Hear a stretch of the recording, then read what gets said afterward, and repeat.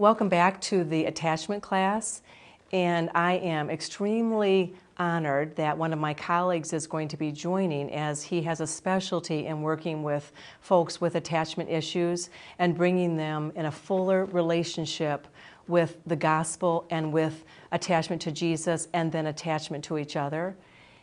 This is going to be given by Mr. Aaron Goodrich, and he is a licensed professional counselor that also works with Compassionate Christian Counseling, and he will be teaching the second and third class of this class on attachment. So enjoy. Hi, my name is Aaron Goodrich, and I'm excited to talk with you today about attachments and how they play into not only our family of origin, but also the new families that we create. And I am not only a licensed counselor, but I'm also a church planner, so I get to try to figure out the study of people and the study of God all at the same time. So you'll probably see some of that bleeding into this presentation. So I want to do a quick overview again of attachment theory so that we're all on the same page, because I think this plays into a lot of why we do what we do. And the inner boxes that you see there are John Bowlby's work. I know you've been familiar with this already a little bit, but the secure attachment is where people have a healthy relationship with self and a healthy relationship with others, and they're able to relate with other people in a very, very healthy way. Only about 10% of the population falls into this, and really, if we get down to it, there's only one perfect person that was perfectly secure, and that's Jesus. The rest of us all have attachment tendencies, if not attachment disorders. And if we look at the avoidant and the anxious preoccupied, which some people call ambivalent, about 80% of the population fall into tendencies in those two and or disorders. And then 10% of the population fall into the disorganized, which is poor view of self, poor view of others, don't know how to trust. Often the homeless population has a lot of disorganized relating, a lot of bipolar, borderline personality disorder, and schizophrenia. And so it becomes very complex with that. So with the avoidant, something that has really been interesting to me as I've been studying this is they put too much of their identity in themselves and too little in other people.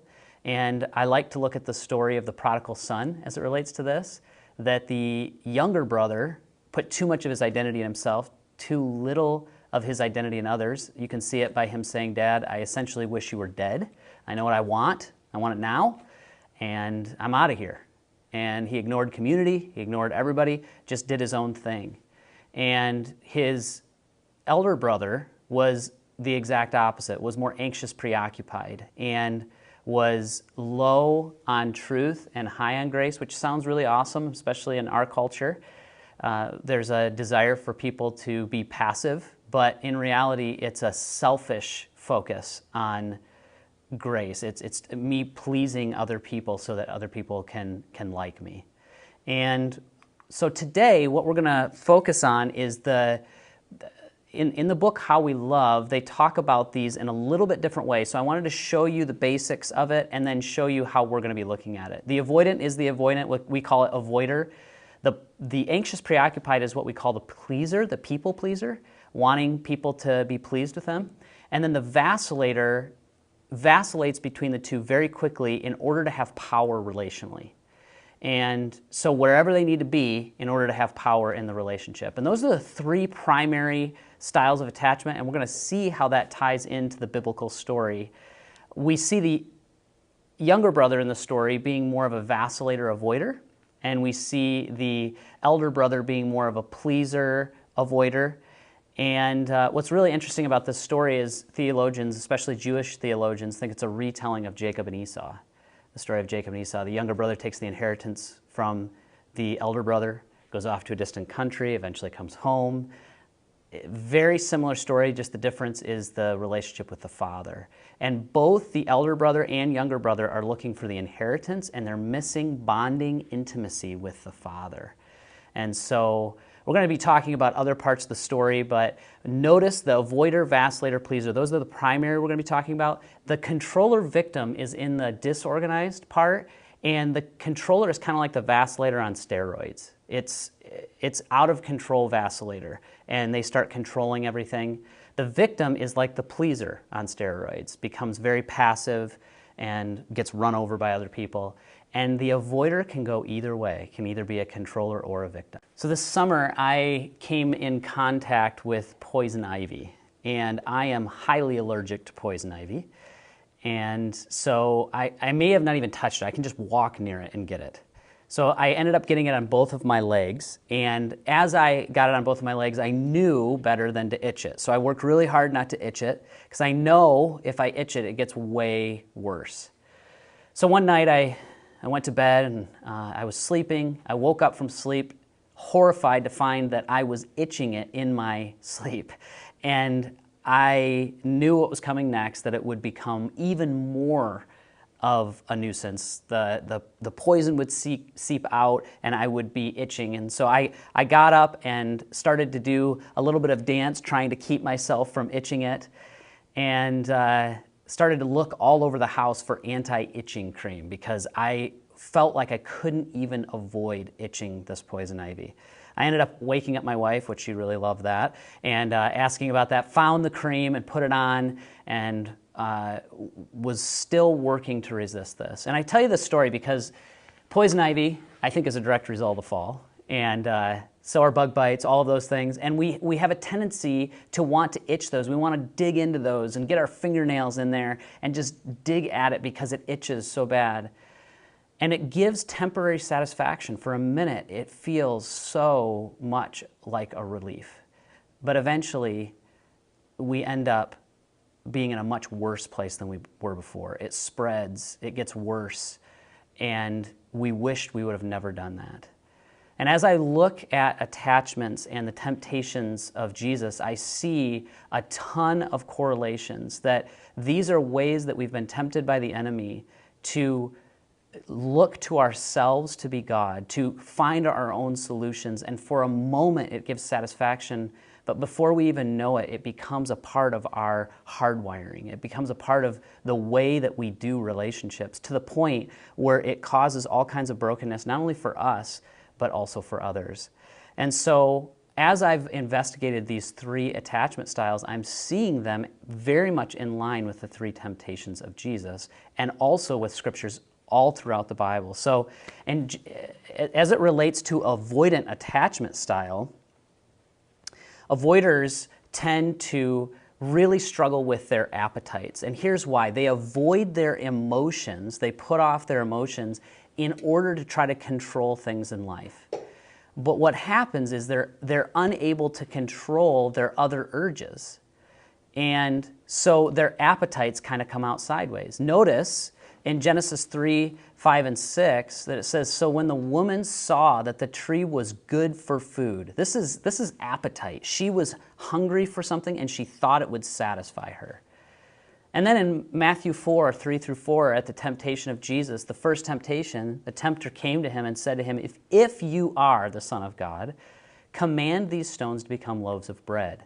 But he answered, it is written, man shall not live by bread alone, but by every word that comes from the mouth of God. Again, we see appetite. And then in 1 John 2, 15 and 16, it says, do not love the world or the things in the world. If anyone loves the world, the love of the Father is not in him. For all that is in the world, the desires of the flesh, and this is the internal cravings of the flesh. This is the appetites that we have. So this isn't just one passage. We're seeing this all throughout Scripture.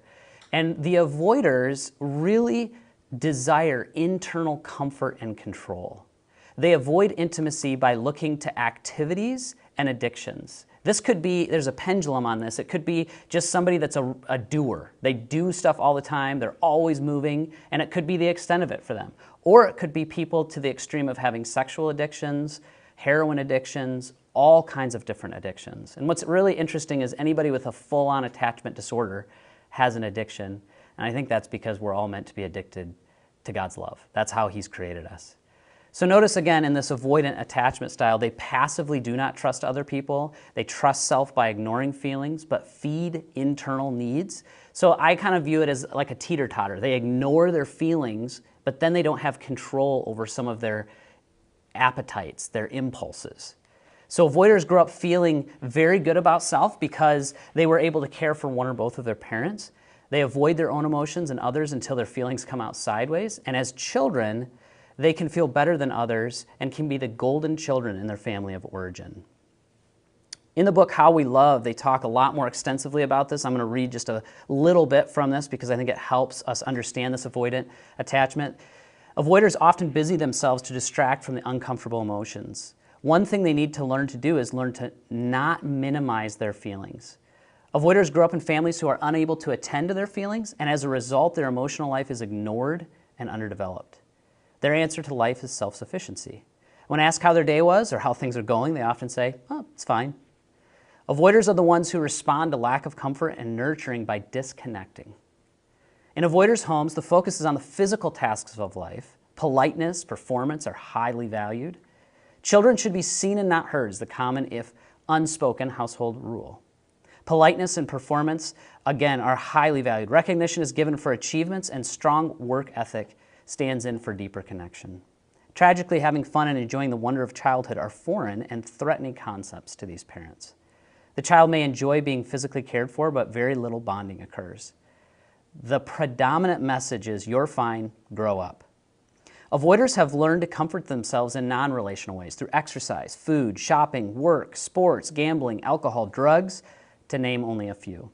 Letting oneself be vulnerable is an important growth goal for them. Avoiders have learned to make decisions on their own, and as a result, it does not occur to them to include others in their decision-making. They can assess a situation, come to a conclusion, and resolve problems without even feeling the need to consult other people. Childhood pets may have met the avoiders' need for affection, and as a result, as adults, they may lavish attention on animal but have difficulty enjoying similar touch and affection with their spouse. What I find really fascinating about this is the more I've looked into this, there's articles that are written about how the Shema, love the Lord your God with all your heart, soul, and strength, is actually tied to the three temptations of Jesus as well. And the first one is love the Lord your God with all your heart. That heart word is better translated mind or brain. And the word in Hebrew for heart is generally leb, and it's lebeb in this one. And some commentators have said that they are talking about, they're highlighting the two impulses of the heart. That there's the good impulse of the heart, and then there's the bad impulse of the heart. And what's really fascinating about this is there's a lot of research by Brene Brown, Dan Siegel, many other people on this about the importance of wholehearted living, that we need to have not just part of our mind, part of our brain engaged, but we need every part of our person engaged. And often avoidants overemphasize one aspect of their brain. And I want to explain this a little bit. The left brain is something that is really big in more of the Western societies. I think the right brain tends to be a little bit more emphasized in Eastern perspectives. But the left brain is really overemphasized for avoiders. They tend to be highly analytical, highly logical. They tend to look at information, facts, mathematics, and overemphasize that, and they ignore the right aspect of the brain. That's where the feelings, the imagination, the wonder, the metaphor, stories, music, all of that is there. But by ignoring that, they also don't know how to deal with the impulses that come out sideways for them. So they have the ability, it's almost like a teeter-totter, to shut off the part of their brain, but then they're out of control at times with certain impulses that come out. And it could be as simple as them doing a bunch, trying to suppress their emotions. It could be them having different addictions, trying to suppress their emotions, but they're working hard to suppress their emotions, and oftentimes the result is that there's a lot of anxiety. When stressful situations hit, avoiders want to run. They have a tendency to hide from others and God, and one of the areas they need to grow is in expressing their emotions. What's really interesting as well, if we look back at this slide, is we have tendencies to flight, freeze, and fight in really difficult times. And avoiders tend to flee. They tend to hide. And if we go all the way back to the Garden of Eden, we see that they did those three things. They hid from God, they covered, and they blamed. So these three things are a part of the thread of who we are apart from God. And we have to learn as avoiders, we'll talk more about this in next session, how to express emotions. We have emotions that are happy, sad, afraid, surprised, angry, disgusted, but avoiders tend to focus primarily on happy and joyful, and they try to suppress all of the other emotions. The problem with this is we're not truly bearing God's image, and we're not being wholehearted or whole-minded people. And so we'll talk more about how to work on that. But what ends up happening when we are avoidant, we end up looking like I do with my poison ivy in this awkward dance relationally. And we itch and things don't work out right, and it just isn't, things aren't the way they're meant to be. We're left disappointed oftentimes. Well, when I was younger, I was on a trip to camp, and we were on a bus ride. I was very excited about this. And for whatever reason, I don't know what it is, I always forget things. I forget warm clothes. I forget, still to this day, I forget warm clothes. If my wife were sitting here, she'd be laughing because I always forget warm clothes. So on the way home, it was cold, summer, but it was cold, and we had the windows down on the bus, and I was freezing. And one of the leaders decided to offer me his sweatshirt. Very tall leader, very big sweatshirt, but I was like, hey, that's warm, that'll work. So I put it on, having a good time, hanging out with my friends. We stop to go to the bathroom. I run into the bathroom, and as I'm going, the sweatshirt falls, and I end up soiling the sweatshirt. And I am devastated because I have to hand this back to the leader on the way off the bus, and it is now soiled. And I'm trying to rack my elementary brain to try to figure out how can I cover this up, because I just want to do everything I can to cover it up. So I have a brilliant idea. I decide to wash it out in the sink, and then I decide the best thing I could do is fold it up and sit on it the whole way home. So that was my plan. I folded it up, sat on it the whole way home, thinking, of course, if you sit on it, it will dry much better than if you did anything else. And you know probably where this is going to end. I unfolded it, and it was soaked. It was drenched still, because that was the worst thing I could have done. The best thing I could have done is left it out in the air and let it dry. And I tell you this story because pleasers, people pleasers, love to cover things up. Their impulse is to cover, to pretend like it's not really that big of a deal, to ignore things. And it's what they naturally go to, but it's not what they need. What they need is to expose and to be vulnerable. But that's so counterintuitive, apparently, like it was for me, to put it in the air. And so as we look at pleasers, pleasers are especially notorious for covering things up by focusing on others. People pleasers start as parent pleasers, and then they grow up feeling fearful of saying no and of being alone. They often find themselves stuck in relationships where they give more than they get, and many times have a strong work ethic. They are preoccupied with what others think and feel. You can always tell a pleaser by how they look at others' eyes to see if they are okay, if they're not going to be abandoned. They're fearful of being abandoned in relationships relationally, so they will look around and say, am I okay? Whenever I'm in a group, I can always tell a people pleaser. After they say something, they look at everyone's eyes to make sure they're okay. So notice what the scripture says about this. This is the second temptation of approval, but let's look into Genesis chapter 3, verse 6. It says, so when the woman saw that the tree was good for food and that it was a delight to the eyes. So this is big on the eyes. You're looking around, will this food protect me? Will this food give me what I need? Notice Matthew 4, 5 through 7. It says, then the devil took him to the holy city and set him on the pinnacle of the temple and said to him, if you are the Son of God, throw yourself down, for it is written, he will command his angels concerning you, and on their hands they will bear you up, lest you strike your foot against a stone. Jesus said to him, again it is written, you shall not put the Lord your God to a test. Now, let me explain a little bit of what's going on here. Jesus is on the pinnacle of the temple. The temple was seen as the place of God's divine protection.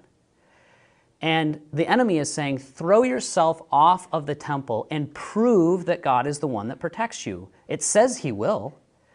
And Jesus references in Deuteronomy 6 the time where the Israelites were in the wilderness and they didn't think they had enough water or food, and they were grumbling against God, saying, you're not protecting us like the people in Egypt even protected us.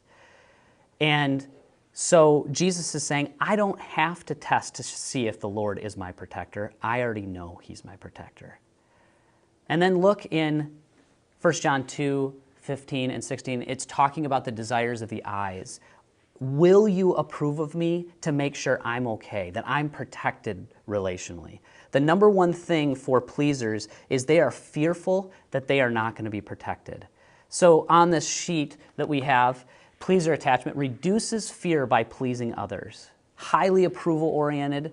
The external desire is for approval and love, and they look at people's eyes, they look at certain things to make sure they can get that protection that they need. So they seek intimacy by pleasing, they sacrifice, they please others selfishly to try to get their needs met. And they blindly trust others. They don't trust themselves. And as I shared before, people pleasers start out as parent pleasers. Again, in the book How We Love, it outlines this a lot more, but here's a little snippet from that. In adult relationships, the underlying motivation for being in the helping role and focusing on the needs of others is to reduce one's own anxiety by keeping people close, content, and satisfied. After pleasers spend a number of years chronically worrying, overgiving, often resentment emerges. Parents who worry excessively, however, rarely see themselves as fearful, but rather concerned. People pleasers are used to constant underlying levels of anxiety and keep these feelings submerged with busy lifestyles. They calm themselves by focusing on the needs of others and making them happy. Adults with an imprint to please may feel anxiety when a partner wants time alone or with friends. Perpetual pleasers need someone to take care of. Since they calm their own anxiety by focusing on caring for others, they can feel quite lost if no one is available. Quiet moments often make them uneasy. They crave constant connection and fear the loss or absence of their partner. They can be very possessive and make others feel smothered. They often don't realize their own potential, and disagreement and conflict can alienate people, so anger is often an underdeveloped emotion for pleasers. Saying no can indeed cause conflict and disapproval, so pleasers struggle with boundaries, especially when they feel someone will be annoyed with them. Pleasers are good givers, but lousy receivers. They tend to ignore their own needs altogether, but constantly focus on others. Pleasers care a lot about protection and caring for relationships. And they tend to, in stressful times, not in traumatic times, but in stressful times, they tend to freeze. They cover themselves by looking to others. What's really cool is they also, each of these image God well as well, and we will be talking about that a little bit more in the next teaching. They're characterized by a lot of fear relationally, and they don't know what to do if people are looking, if the people they're looking to don't come through for them. So they have responsibility to keep others happy with them. They're always looking to keep people happy. So that's the second temptation. Let's look at the third temptation. That's the vacillator tendency, and relational power is the name of the game.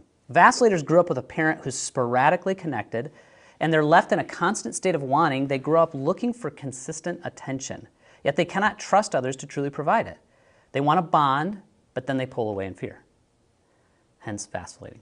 They can over-emote and focus too much on their own feelings and needs, and they constantly are looking for intense, consistent connection. Vacillators often idealize relationships and love the early stages of relationships because it feels like they have what they've often been aching for, longing for, and they want to be in powerful relationships so that they can make sure they're getting their needs met. Notice in the story it says in Genesis 3, and you will be like God, knowing good from evil, and that the tree helps them be wise, desired to make them wise. That's something that they were really looking for. It gave them knowledge, which gave them power. And we notice when Jesus is tempted, it says, again, the devil took him to a very high mountain and showed him all the kingdoms of the world and their splendor. All this I will give you, he said, if you bow down and worship me. Jesus said to him, away from me, Satan, for it is written, worship the Lord your God and serve him only. So the enemy is tempting him, saying, you can have all the power of the world. You can have the power that you really long for. And then we see in 1 John 2:15 and 16, the pride of life. Again, we're seeing this connection throughout the whole story. Each of these passages has to do with power and possession. Come through knowledge that puffs up, love builds up. Knowledge is power, so is possessions. And when it says to love the Lord your God with all your heart, with all your soul, and with all your strength, strength is your muchness, your power, your possessions. And so vacillators tend to look for intimacy by pushing and pulling relationally. They tend to be higher on truth and a little lower on grace, which is not really truth. I don't know if you've ever met anybody that says they're a truth teller and you think, well, actually I think you're kind of a jerk. But often those people are the people that are more aggressive relationally, and vacillators tend to be that way. They strongly don't trust people, and because they've been deeply hurt and wounded. And when stressful times come, they tend to fight others and blame by pointing to others. Again, we see this in the Garden of Eden. In How We Love, it talks about vacillators a little more. It says, vacillators desire and long for a connection. They idealize new relationships and hope for satisfying their longing for love and attention. They vacillate back and forth, first pushing others away and then wanting them to come back. I don't want you, but I'm mad because you aren't meeting my expectations, so I do want you. They push-pull style of relating usually creates greater distance rather than desired connection, and anger increases. The vacillator devalues the relationship and focuses on the hurts and disappointments, seeing little good or redeeming value. Unable to achieve the connection they desire, they feel unwanted to some degree or another. Quick to feel neglected and unwanted, vacillators experience a building tension as their fruitless waiting and desperate wanting bring them closer to familiar childhood pain. A burst of anger may provide temporary release of the tension, so the underlying anxiety and shame remain unnoticed by them. Also, because of their underlying sensitivity, vacillators have difficulty calming themselves down, and anger will dominate their interactions until they recognize their past hurts. We often tell vacillators they need to get sad, not mad, to share the hurt under their anger. They have mastered the art of tuning in to those around them. Their ability to intuitively read others, combined with their strong desire for connection, make them magnetic connectors. They have difficulty seeing their part in destructive patterns and more readily focus on the ways others have hurt them. Sadly, whether vacillators are mamas or papas, they characteristically dictate the emotional climate of the home, and everyone else adapts to their mood. So this is outlining the broken dance and symbolizes ways that we attach to our early family of origin and how the enemy tempts us to get a foothold in our hearts and mind. So these aren't just the temptations of Jesus, they're the temptations of Adam and Eve, they're all of our temptations, and they aren't just temptations one time, it's a way of getting a foothold in our life, and then we learn this imprint or this pattern in such a deep way that it changes all of relationships. As a matter of fact, we're watching the Olympics right now, and an Olympian determined it takes about 10,000 hours to develop a dominant habit.